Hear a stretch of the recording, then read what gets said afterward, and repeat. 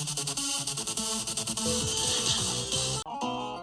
you little piss baby. You think you're so fucking cool, huh? You think you're... I'm so bored. Get up off of it, everything's feeling hasty. Want somebody to press refresh in my brain, please. There's bare essentials that come with it that you can easily define and say that's definitely hyperpop, but it's also vague in a sense that there's now so many different ways that it can be like expressed, to the point where there are so many artists that get considered hyperpop that you wouldn't initially consider.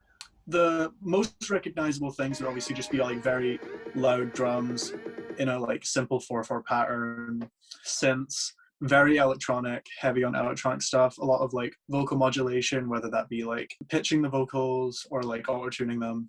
What is it about hyperpop that makes it such a queer and specifically trans-dominated genre?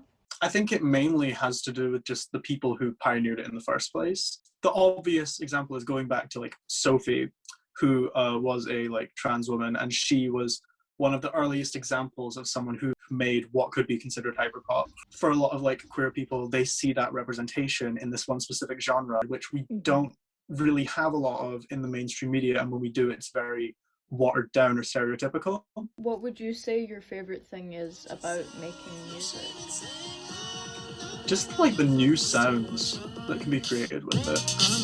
Because I feel like when we listen to a lot of like stuff that's like on the radio or like albums by artists that are already like well established within the industry, it does typically follow a pattern.